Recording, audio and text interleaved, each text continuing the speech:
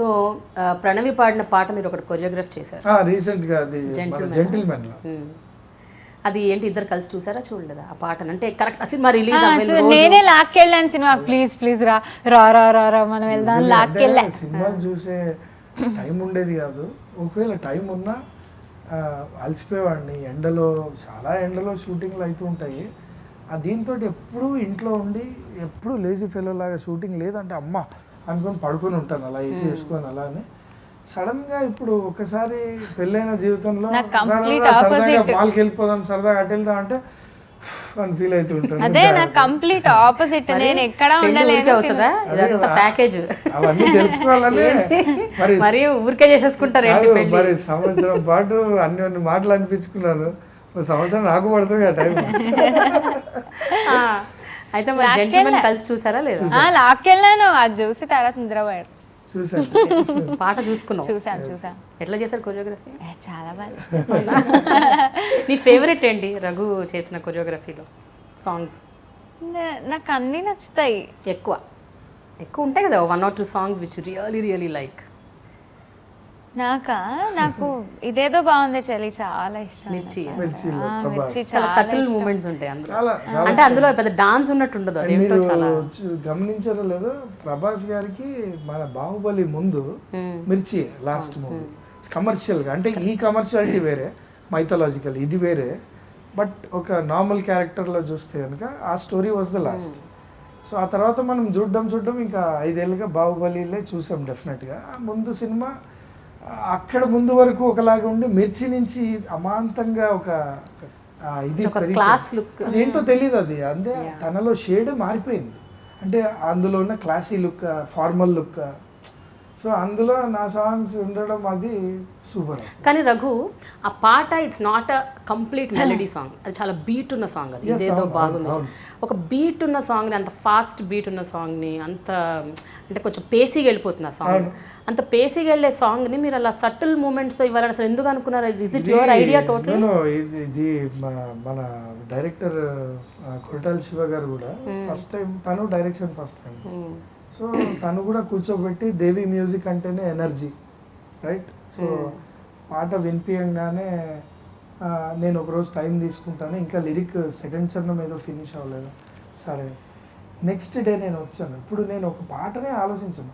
డెఫినెట్గా సినిమాలో ఒక కీలకమైన సన్నివేశం వేర్ ఆ అమ్మాయి మీద డైవర్ట్ అవుతుంది, ఆ క్యారెక్టర్కి ఆ అమ్మాయి మీద డైవర్ట్ అయ్యి మనసు మారుతుంది. అప్పటి వరకు ఒక పల్లెటూరు నుంచి తీసుకొచ్చిన అమ్మాయి సడన్గా పొజెసివ్నెస్ స్టార్ట్ అయింది.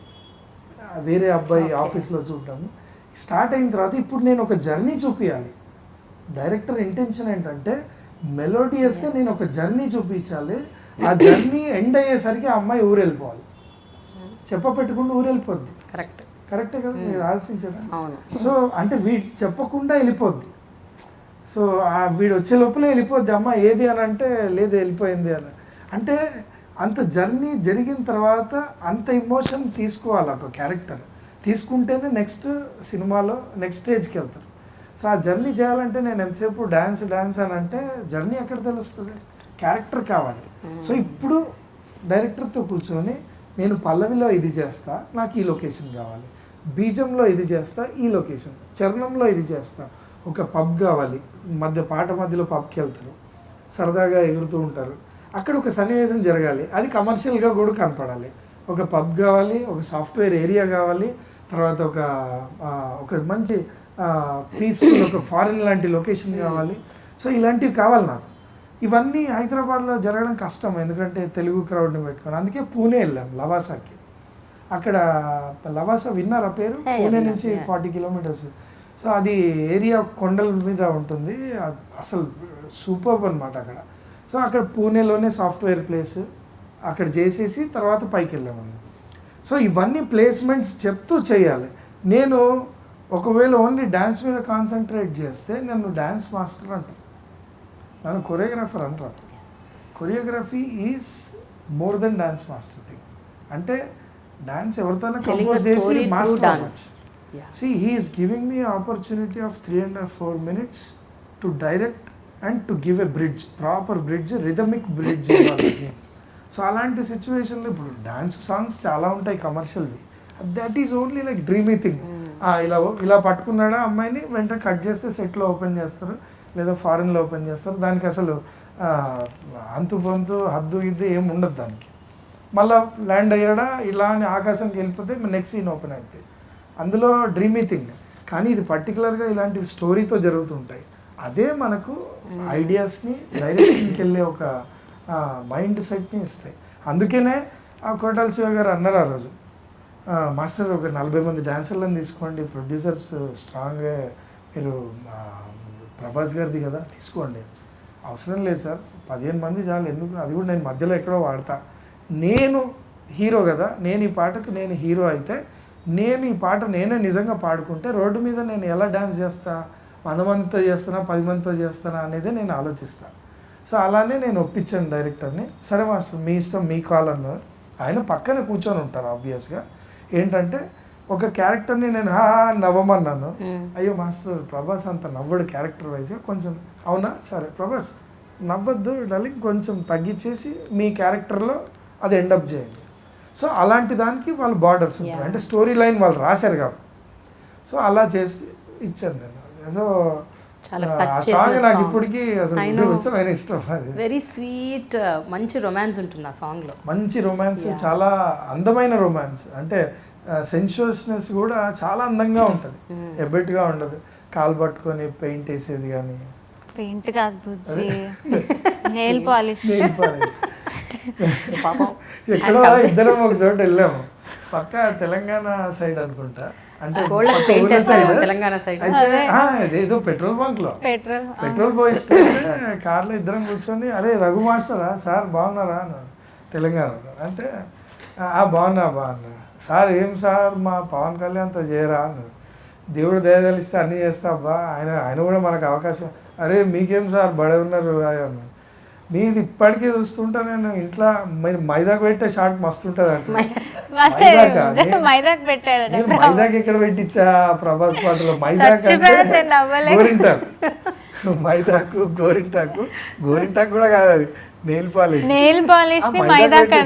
పెయింట్ అన్నాడు కదా, మైదాకే బెటర్, కనీసం కాళ్ళకి మైదాకు పెట్టుకుంటారు, పెయింట్ అయితే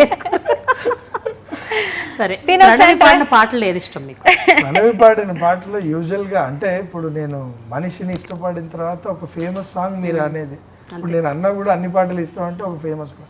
నాకు రీసెంట్ పాటనే బాగా ఇష్టం. ఏది రీసెంట్ సాంగ్? గుసగుసలాడే తను పాడిన పాట ఉంది కదా, ఇదే జెంటిల్మెన్. దానికి నేను కొరియోగ్రాఫ్ చేశాను కదా, ఆ పాట నాకు బాగా ఇష్టం. బేసిక్గా చాలా ఇష్టం. అలా అని తను పాడిన సాంగ్స్ అన్నీ లోఫర్లో కానీ, తర్వాత అదే మన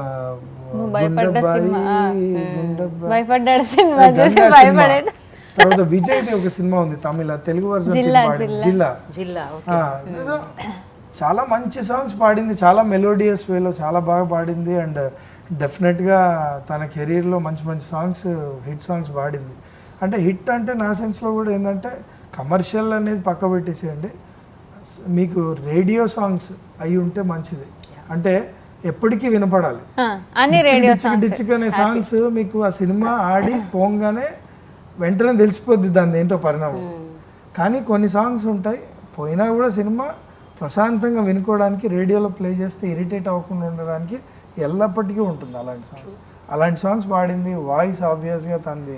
ఎప్పుడన్నా మీరు గుర్తుపడతారా తన పాట? అంటే ఎక్కడన్నా వింటుంటే ఇది తన పాట అని? ఇప్పుడు కాదు నేను అనేది, ఇంతకు ముందు కూడా గుర్తుపట్టేవాడిని, డెఫినెట్గా గుర్తుపట్టేవాడిని. ఎస్, గుర్తుపట్టేవాడిని. నేను ఎందుకు గుర్తుపట్టేవాడు అంటే, పాపము నేను ఊదరగొట్టేస్తే వెళ్ళిపోతాడేమో, ఇదిగో నా పాట, అదిగో నా పాట అని పిచ్చి పిచ్చి పాటలు కూడా వినిపించేదాన్ని. ఊరికే కూర్చోబెట్టి మాట్లాడకుండా పాటలు పెట్టేసి అమ్మయ్య అని చెప్పి నేను బుక్ చదువుకుంటూ అది ఇది చేసుకుంటుండే. చచ్చినట్టు వినేవాడు, గంటలు గంటలు వినేవాడు. అలా పాపం చచ్చి ఇప్పుడు గుర్తుపడతాడు పాటలు.